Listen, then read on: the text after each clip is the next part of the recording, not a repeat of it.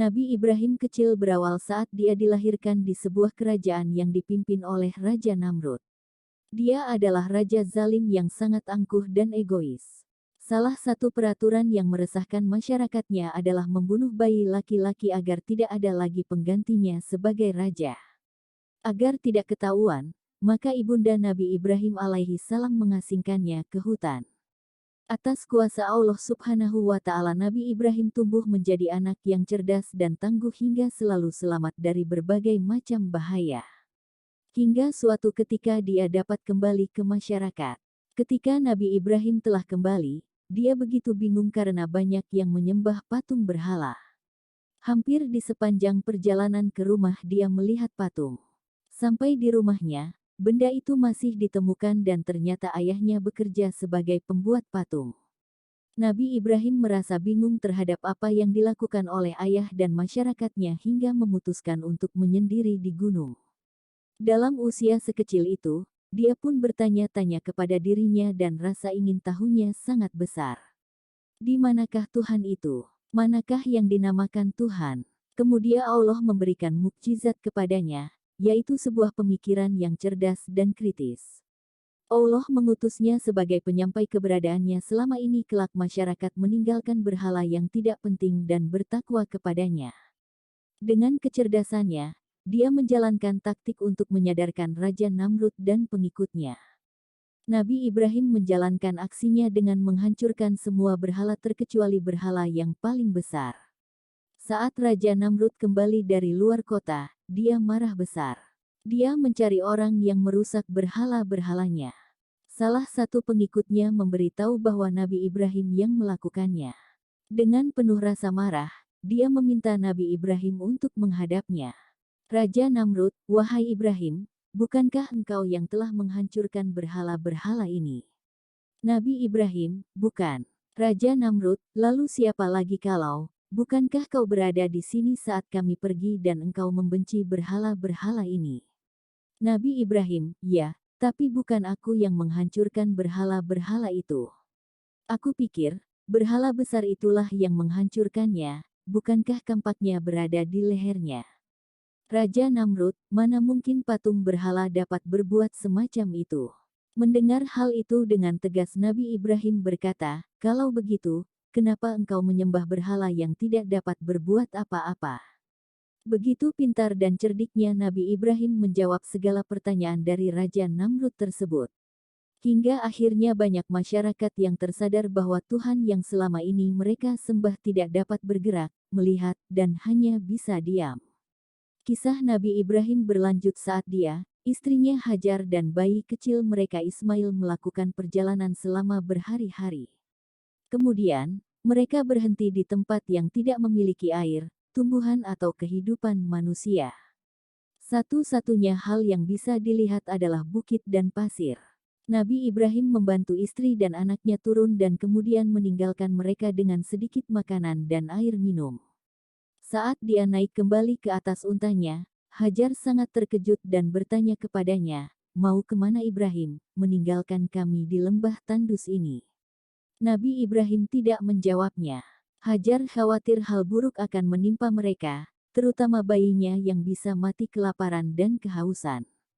Kemudian Hajar bertanya lagi, "Apakah Allah memerintahkanmu untuk melakukannya?" "Ya," jawab Nabi Ibrahim. Karena Hajar adalah istri yang taat dan memiliki iman yang kuat, dia berkata, "Jika ini adalah perintah Allah, maka Dia tidak akan meninggalkan kita." Meski Nabi Ibrahim sangat mengkhawatirkan keluarganya, dia tahu Allah sedang mengujinya, dan Allah pasti menjaga keluarganya. Nabi Ibrahim pun berdoa, "Ya Tuhan kami, sesungguhnya aku telah menempatkan sebahagian keturunanku di lembah yang tidak mempunyai tanam-tanaman di dekat rumah Engkau, Baitullah, yang dihormati. Ya Tuhan kami, yang demikian itu agar mereka mendirikan salat. Maka jadikanlah hati sebagian manusia cenderung kepada mereka dan beri rezekilah mereka dari buah-buahan. Mudah-mudahan mereka bersyukur." Quran Surat Ibrahim 37. Setelah air dan makanan habis, Hajar dan bayinya kelaparan dan kehausan. Bayi Ismail mulai menangis dengan sedih dan air mata Hajar pun mulai mengalir. Karena tidak tahan, Hajar pun meletakkan Ismail dan mulai mencari air. Dia berlarian dari Gunung As-Safa ke Gunung Al-Marwah berharap menemukan makanan, air atau seseorang untuk membantu mereka. Hajar melakukannya selama 7 kali sambil terus berdoa. Kejadian ini menjadi salah satu bagian dari haji, yakni berlari kecil antara Safa dan Marwah.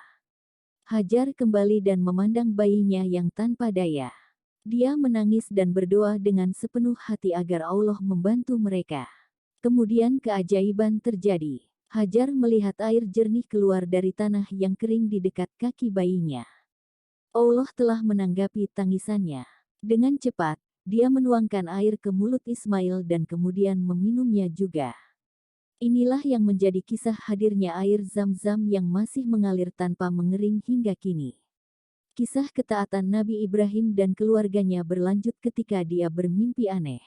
Saat Nabi Ismail masih muda, dia bermimpi bahwa dia mengorbankan putra satu-satunya yang sangat dicintai.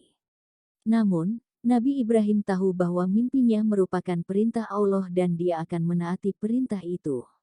Ini adalah pengorbanan yang sangat besar. Hanya seorang nabi besar seperti Ibrahim yang mampu melakukan tugas ini sebagai bukti cinta sejatinya kepada penciptanya.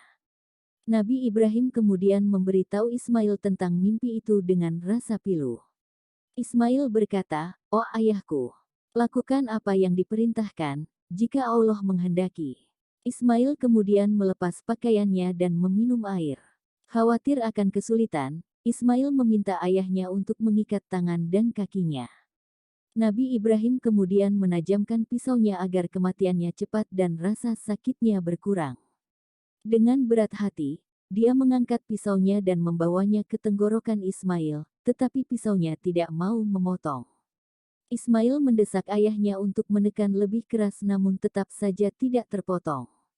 Nabi Ibrahim kemudian meminta pengampunan atas kelemahannya, dan Allah menjawab permohonannya, "Wahai Ibrahim, kamu telah memenuhi mimpinya, maka kami memberi pahala yang taat." Setelah itu, muncullah seekor domba jantan besar menggantikan Ismail.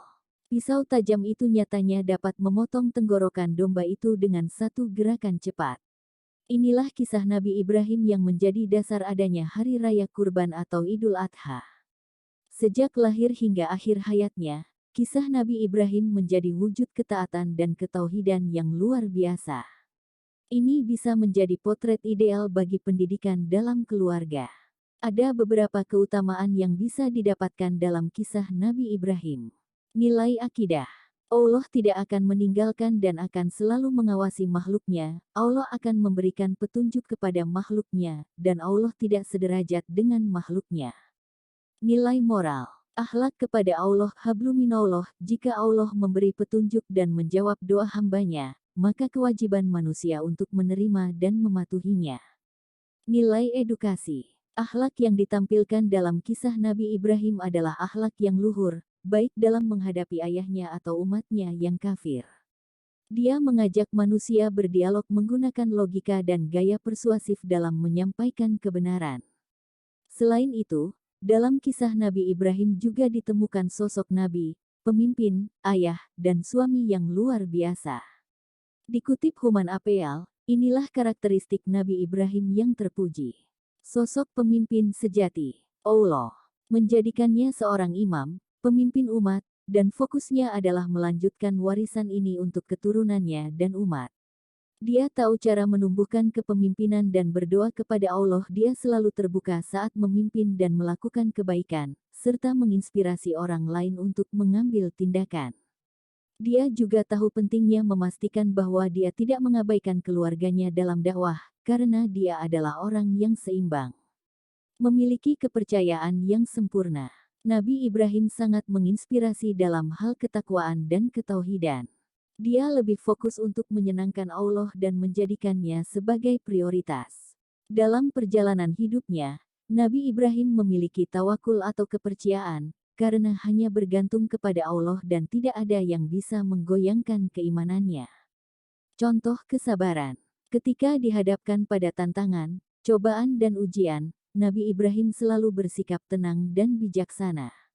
Ketika ayahnya menentang dia dan pesannya, dia tidak marah dan tetap sabar. Dia berbicara kepada ayahnya dengan cara yang lemah lembut. Dia beribadah dengan ihsaan keunggulan. Banyak orang yang beribadah dengan tergesa-gesa, misalnya terburu-buru sholat. Namun, Nabi Ibrahim menunjukkan kualitas ibadah yang sangat istimewa sepanjang hidupnya. Terima kasih sudah di channel ini, by Editor Mujib.